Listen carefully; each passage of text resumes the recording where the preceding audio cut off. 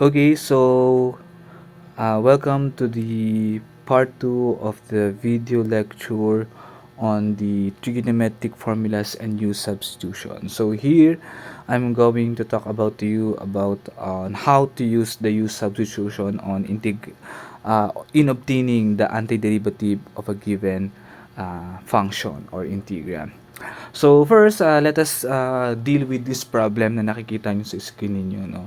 So paano daw ba natin hanapin yung antiderivative ng cosine of 3x dx? So take note, sa previous video natin, we talk about the simple formulas that we have for trigonometric functions, di ba? You have that the antiderivative of cosine of x, that is sine of x, antiderivative of sine of x, that is negative cosine of x plus c.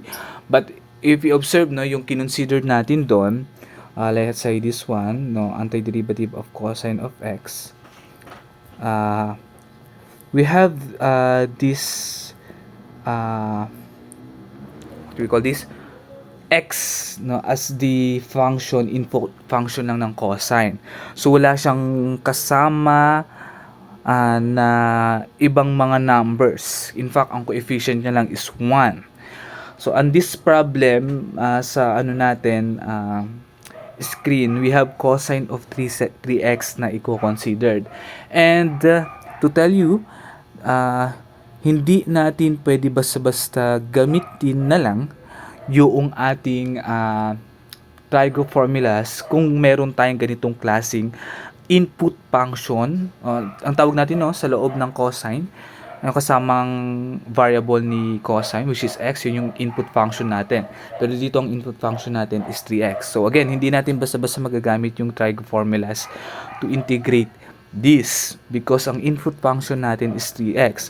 So kung pag sinabi mo na ang antiderivative ng cosine of 3x, kasi let's say ganamit natin yon, no, without knowing na hindi pala pwede.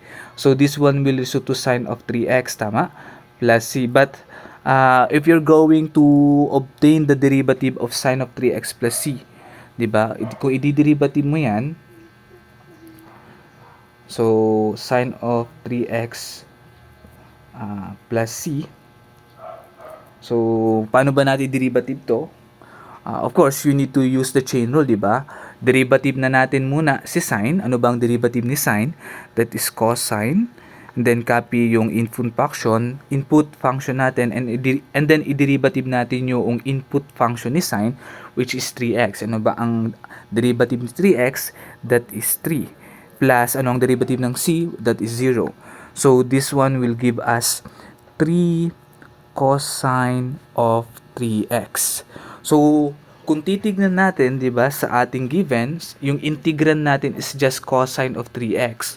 So, kung yaan ang kinonsider nating antiderivative ni cosine of 3x ay sine of 3x, and by reversing that, no, kunin natin yung derivative niyan, lumalabas na nagkakaroon tayo ng 3 cosine of 3x, which is hindi siya match doon sa kino-consider nating hanapan ng antiderivative. So, kailangan dapat na may 3 itong given natin dito, no, sa integrand natin para masabi natin na you have sine of 3x plus c as the antiderivative. However, kasi ang given natin is this lang. So, ano yung gagawin nating way to obtain its antiderivative? So the idea is the same as this, no? But we need somehow a manipulation doon sa ating integrand. Or siguro sabihin natin, hindi tayo magdadagdag eh. We form an expression sa loob ng integrand na kung saan magagamit pa rin natin ito, yung idea natin na to, yung sa trig formulas, na hindi tayo nagkakaroon ng mismatch pagdating sa kanyang antiderivative. So let us consider this. No? Ayan. So ito yung kanina, yung sinasabi ko, we know that the derivative of sine of 3x, right, is equal to 3 cosine of 3x. No? Kung ang integrand natin sana is 3 cosine of 3x, then directly magagamit ang trigo formulas natin. However, meron tayong 3 kasi dun sa derivative na kino-consider natin, no, for the antiderivative to become sine of 3x. So, this concept is in fact chain rule. No? Ginamit nating chain rule sa pagkuha ng derivative ng sine of 3x. Yung 3 of x, that is our g of x. Ito. Yan yung tinatawag nating input function.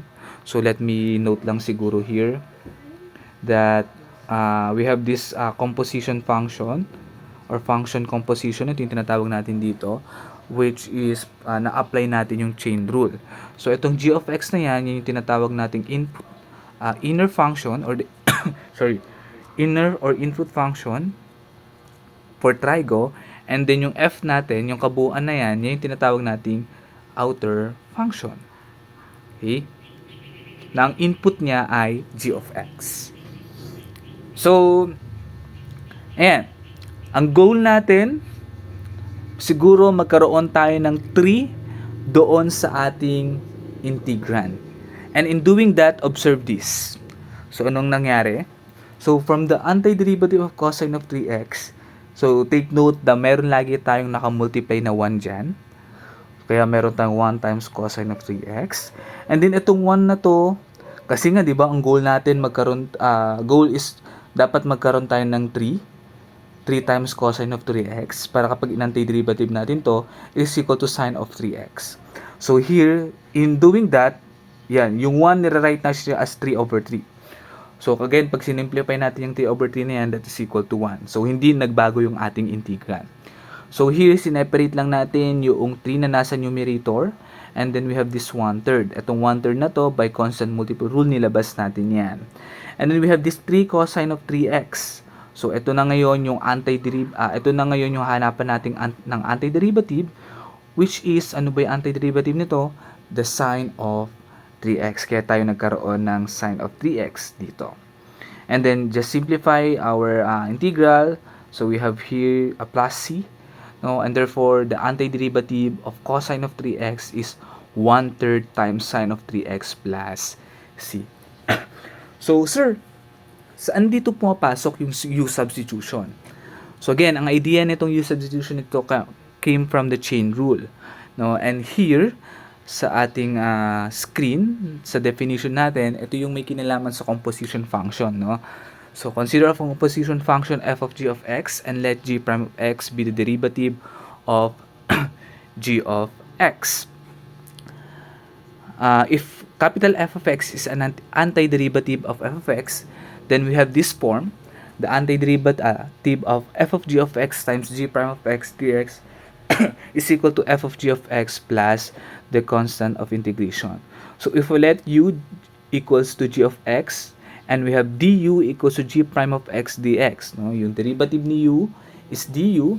So, ano bang derivative ng g of x? That is g prime of x dx, at ito yon. So, yung expression natin will be equivalently written as the antiderivative of f of u times du equals to f of u plus capital F of u plus the constant of integration. So, balikan lang natin kanina yung problem, but in this case, meron tayong 3 cosine of 3x dx. So, yung ating f of x dito, yung ating f of g of x here is yung mismong cosine of 3x, tama? Tapos, syempre yung g of x nyo dito, si 3x. Then, yung g prime of x natin, so, derivative ng 3x, that is 3. So, ito siya, no? Kung makikita natin, yung g prime of x na yan, ito yun. So, in general, you have this one, f of g of x times g prime of x. Okay? So, ito yung g prime of x natin. Okay? And then, so, yung 3 of x, of course, yun yung input natin. Ito yun. 3 of x. And then, yung f of g of x, yung mismong cosine of x. So, kapag yan dahil alam natin, identify natin itong mga to, therefore, ang kailangan nyo lang gawin is apply the simple power formulas para makuha natin yung antiderivative. So, ano nga ba ang antiderivative nito? This is equal to sine of 3x plus c. Okay? So, yan yung gagamitin natin, no? Na definition to obtain the antiderivative with a composition function na involved dun sa ating integrand. So, ito yung technique na tinatawag nating U substitution. So, I think for now, medyo malabo pa no, on how this one goes. Paano ba nangyayari to? And here, we're going to illustrate that very clearly para makita natin no ano ba or paano ba gamitin yung use substitution na yan. So we have this 6 example here na i-considered na gagamitan natin ng use substitution. At here again we need the previous formula na alam natin, the simple power formula, the trigonometric formulas, no, what you call this the sum and difference and the constant multiple rule, no, to apply that in this problem. So first, let us consider to obtain the antiderivative of the antiderivative of cosine of 3x. Nakuha na natin yan in the previous slide, so we don't going to consider that. Or sige, ipakita na lang din natin on how to use the use substitution with this problem, na kung saan hindi na tayo mag-multiply ng 3/3 pa doon sa integrand, kasi dito sa previous natin, ayan, nag-multiply tayo ng 3/3, pero hindi yan yung gagawin natin. Gagawin natin ganito. So, para mabilis tayo, so let me copy the cosine of 3x dx. So, as long as alam nating ma-recognize ano yung ating input function or the inner function, so yun yung magiging u natin, no?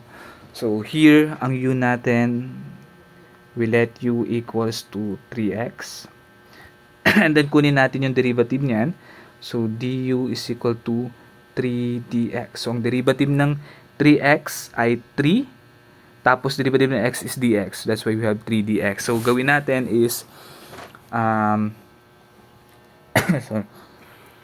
substitute natin yung 3x na to as u, and then here yung dx natin, ito dapat dx mapalitan siya ng, siguro manipulate muna natin to, solve for dx, magkakaroon tayo ng dx is equal to du over 3. So kumbaga nag-divide lang tayo both sides by 3, then makakancel yung 3 dito, that's why you have dx equals to du over 3.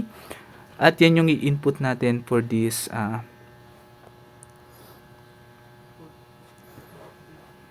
expression. So, i-rewrite lang natin yung indefinite integral natin as antiderivative of cosine of u. And then, so yung dx natin is mapapalitan ng du over 3. Okay? So, magkakaroon tayo ngayon ng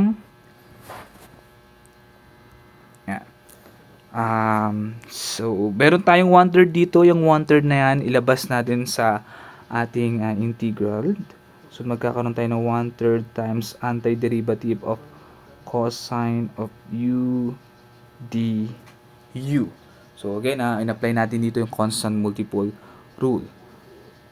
And then, ano mangyayari? Ang next ay, of course, apply natin yung trigo formulas. So, antiderivative of cosine of u, that is sine. So, we have 1/3 times sine of u. So, yung plus c, ilabas na lang natin siya. And then, after that, ibalik natin sa original na value yung u natin as 3x. Tama? So, magkakaroon tayo ng 1/3. And then, simplify, we have 1/3 sine of 3x plus c. So, ito yung ating antiderivative. Now, for number 2. So, yung number 2, ito yung kung nakipapansin naman natin, yes, um, well, pwede natin siya expand, no, lalo na kung squared naman siya. Right? Madali siya ma-expand and then gamitin lang natin yung sum and difference and constant multiple rule as well as the simple power formula. Mako-compute natin to. But without using the expansion, we can still integrate this by use substitution. Ang goal lang natin dito is dapat ma-determine nyo kung sino ba yung magiging u natin, no, na gagamitin para ma-integrate ito gamit ang use substitution. So dito, take note, meron tayong dalawang expression, the 3x squared and the x cubed plus 1 quantity squared. No, that is a product. Ngayon, piliin nyo dito yung expression na kung saan magiging u ninyo at kapag dinerivative ninyo, makikita nyo kaagad yung kanyang du dito. Right? So, let us consider this, no? Kung ang u natin ay 3x squared, kapag ito ginamit nyo, so ano ang du natin? Ano ang derivative ng 3x squared? That is 6x, tama? So, in this 6x dx, so dapat may dx tayo. So, meron tayong dx, pero ang problema wala tayong 6x. Kailangan kasi dapat may 6x dito para magamit natin yung substitution. No, kasi ang goal natin dyan, makancel out yung lahat ng x na meron dito sa integral and ang material lang dapat ay u. And with that, dahil wala tayong 6x dito, so hindi natin pwede gamitin si 3x squared as our u. Okay? That's why, hanap tayong iba. Maybe we can use x cubed plus 1. No? Wag yung buo. Baka pag sinama natin x plus 1, x cube plus 1 quantity store, no, pag ito ang ginamit natin, medyo magiging complex yung ating du at yun ay wala rin tayo na makukuha. That's why gamitin lang natin is x cube plus 1. So kapag u natin yan, observe natin that our du will become 3x squared plus 0, tama? So hindi na natin sulat yung plus 0, so dx. And as we can see, meron tayong 3x squared. Tama ba? Ayan, yung 3x squared natin. So, may 3x squared din tayo kay du. May dx tayo, may dx tayo. So, yun yung goal natin, no? Pipili ka ng u doon sa product na yan na kung saan kapag dinerivative mo si u, dapat yung derivative niya na andun din sa integral para mabilis ang ating substitution. Okay? Ngayon, let us use this, use substitution. So, yung x cubed plus 1, papalitan lang natin ng u. Yan. So, magkakaroon tayo ngayon ng maybe si 3x squared, ipagsama natin with dx. Right? So, rearrange muna natin. Magkakaroon tayo ng x cubed plus 1 quantity squared times 3x squared dx. So, yung x cubed plus 1 magiging u na lang yan, and then take note we have squared, and then yung 3x squared dx mapapalitan siya ng du. And with that, ano ba ang antiderivative ng u squared? By simple power formulas, we have there u raised to 2 plus 1 over 2 plus 1 plus c, or that is 1/3 u raised to 3 plus c. And then balik lang natin sa original na expression yung u, that is x squared, x cubed plus 1. So we will have now 1/3 times x cubed plus 1 quantity raised to 3 plus c. So in this case, napansin ninyo na we don't need to use the expansion, lalo na't magiging mahaba yung solution natin pag ginamit yon. So, as long as we can use the use substitution, then utilize it. No, ang ano lang dito, crucial is yung hanapin kung anong term talaga yung ating kailangang gamitan ng u substitution. Okay, so in this case, you don't need to expand na yung x cube plus 1 quantity cube. So, that's basically the answer na for our number 2. Now, for number 3, so consider natin, we have x times x squared plus 3 raised to 4 dx. So, it's very clear sa atin, no? Ang u natin dito will be x squared plus 3 because ang derivative ng x squared is 2x dx and we have x here.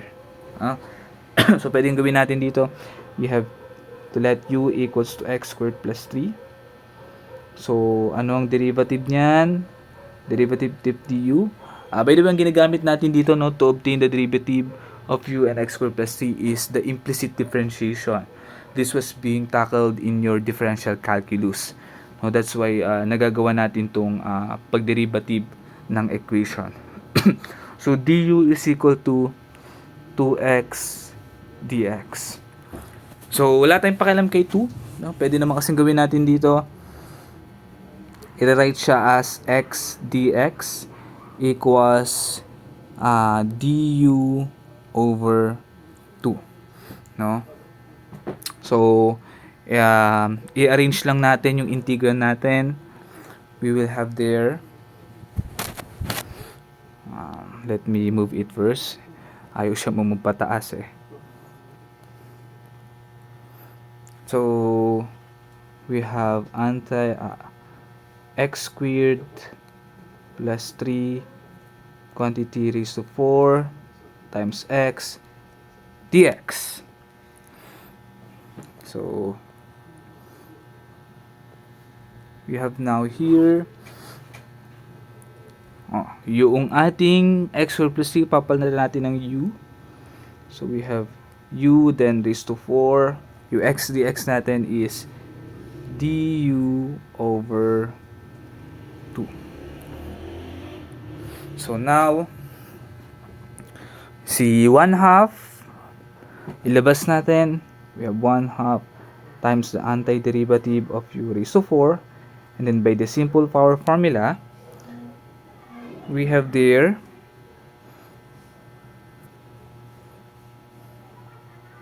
wait, commercial break.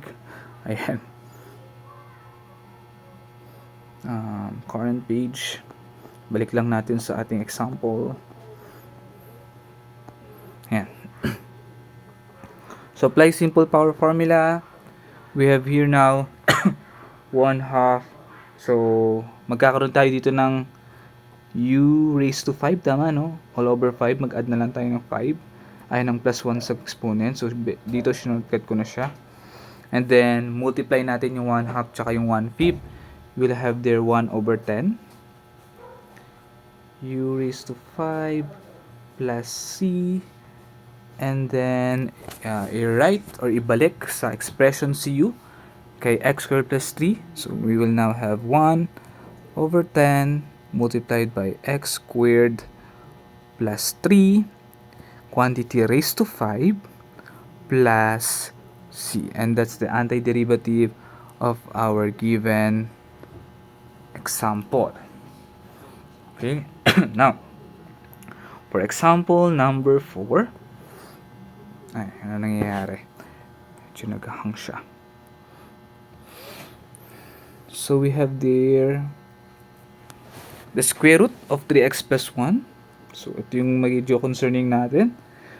But, when it comes to square root, no, pwede natin kagad gamitin or i-treat as u yung ating 3x plus 1. Provided na yung provided na yung degree ng x natin dito is just a single one.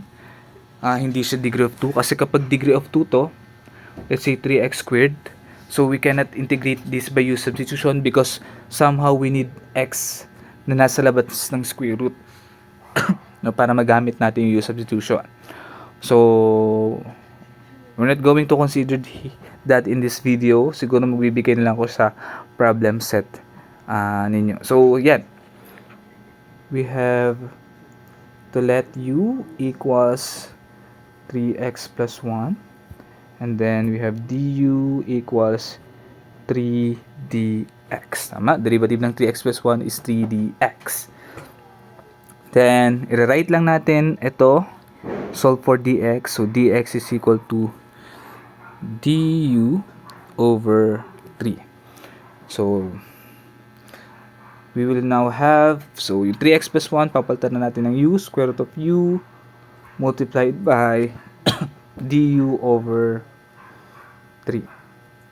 Nilabas si 1/3, we will have 1/3 times the antiderivative of square root of u du. So, yung square root of u, i-write siya as in exponential form. So, we have 1/3 times u raised to 1/2 du. And then, apply the simple power formulas. We have here 1/3 times u raised to 1/2 plus 1 all over 1/2 plus 1 plus c. So, copy again the 1/3, simplify the exponent, that is 3/2, and then you have u raised to 3/2 all over 3/2 plus c. Then, as you can observe here, yung 3/2, gawin natin 2/3 yan. Pagbaliktarin lang natin siya, we will have now, copy the 1/3, multiplied by 2/3, tama? Times u raised to 3/2. So, pinagbaliktad ko lang po. Plus c. And then, we have to simplify yung 1/3 times 2/3. That is 2 over 9 u raised to 3/2 plus c. Then, 2 over 9. Balik sa expression si u, that is 3x plus 1. So, 3x plus 1 raised to 3 over 2 plus c. So, ito na po yung ating antiderivative for the given example. So, dito maging careful lang tayo sa part na to. Ayan, 3/2 na yan. So, pagbabalik rin nyo lang yan. So, si 2 na nasa denominator na 3, mapupunta yan sa numerator sa taas. And then, si 3 magiging denominator. As you can see here, 2/3. Okay, now, let us go with example number 5. But first, let me adjust this one. Ayaw na siya hindi na siya ma-adjust. Ano nangyayari? Ayaw niya ma-adjust pataas.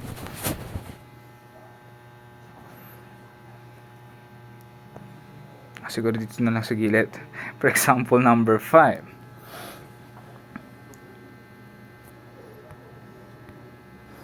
Here, there 5. Antiderivative of 2x plus 1 over x squared plus x quantity squared dx. So, check natin. Kapag si u ba, ang u natin is 2x plus 1. Okay ba natin siyang gamitin as our u? Yes, okay naman. But, however, we cannot somehow change yung sa denominator natin, no? Kasi kapag tinry natin na ang u natin ay 2x plus 1, then of course, kunin natin yung derivative niyan, that is 2dx. Well, masasubstitute natin si 2x plus 1 as u.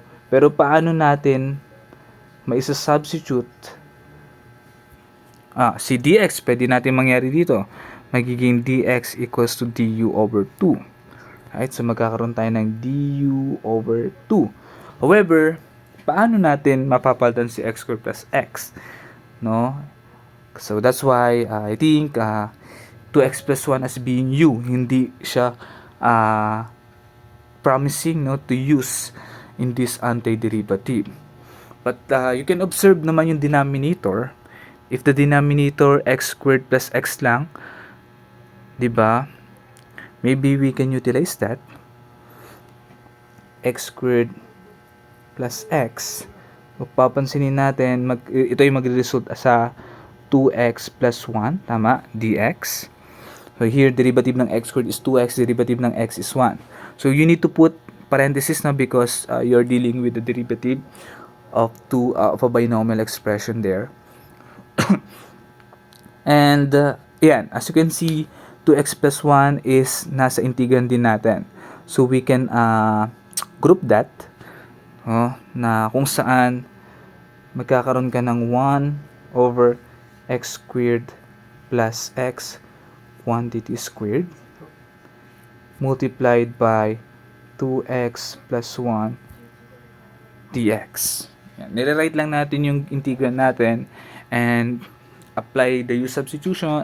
Not, yeah, apply the u substitution. So yung x squared plus x, papalitan natin ng u, magkakaroon tayo ng u, and don't forget yung exponent niyan, that is squared, and then yung 2x plus 1 dx magiging du na lang. Okay. So here, i-rewrite lang natin yung 1 over u squared as u raised to negative 2 by simple formulas. And then this gives us, antiderivative niya is u raised to negative 1 over negative 1 plus c. So, shortcut ko na siya dito. So, you just need to add 1. And then this gives us negative 1 over u. So, binalik ko lang siya dati kanyang structure. Plus c. And then yung u natin is, so we have negative 1 over x squared plus x plus c. And this is the antiderivative for example number 5. Okay? So, I hope nakuha niyo yung technique for this example number 5. Now, let us proceed for the final example. Example number 6. We have secant of x, 5x plus times tangent of 5x. So, in this case, ang kailangan nyo i-considered to become your u yung 5x, no? Hindi pwede kasi ang gawin ninyo, kunin nyo yung u nyo as secant of 5x, tas derivative niyan, so magkakaroon kayo dyan ng secant 5x tangent 5x. So this one will lead to more complex part kapag ito ay sinubstitute ninyo dito, so not applicable yan. But just try to recall that alam naman natin na ang antiderivative ng secant of x tangent of x is just equal to secant of x plus c. So this one, no, again, is wrong. Hindi natin pwede gamitin yan. So all we need to do is to have a u substitution sa loob ng input function natin ni 5x ni secant and tangent, no, which is the 5x. So we'll let u here equals to 5x, and then we have du equals 5 dx. So ito, i-rewrite lang natin siya as dx is equal to du over 5. So divide both side by 5. Yan, para ma-retain si dx sa left. So by this one, we have secant u tangent u, then yung dx natin is du over 5. Ilabas lang natin si 1/5. We have 1/5 times the antiderivative of secant u times tangent u, then du. So applying the trigonometric formulas, we have there 1/5 secant u plus c, and then si u, ibalik lang natin sa kanyang dating expression, the 5x. So 1/5 secant of 5x plus c. So again here, sa example number 6, ang idea dito guys is dapat talaga master natin or knowledgeable tayo when it comes to trigonometric formulas. Lalo na dito sa product ng secant tangent, because most of the time some students tend to use a u substitution sa mismong trigonometric function, no? Let's say yung kaninang ginawa natin na nilet u natin equals to secant 5 of x, which is dapat hindi, no? We first need to think, baka naman etong product na to is somehow kamukha siya ng mga trigonometric formulas natin, nagkaiba lang dun sa input function natin kasi we have 5x dito as an input function ni secant and tangent. And similar siya, in fact, no? Kasi pag hindi similar yan, hindi natin ma-integrate yan. No? Let's say, instead na tangent 5 of x, let's say ito naging tangent 3 of x. So, you cannot integrate that using the trigonometric formulas. No? So, ang ano lang dyan, talaga, maging ano tayo, mapanuri dun sa ating mga integrand na kino-consider, no, na hanapan ng antiderivative. So, In these two video lectures, we are able to somehow apply the trigonometric formulas for an antiderivative of integrand containing trigonometric expression and apply U substitution for an antiderivative of a certain of some integrand that we considered. So I think this is all for this two topic, and thank you for watching. Bye.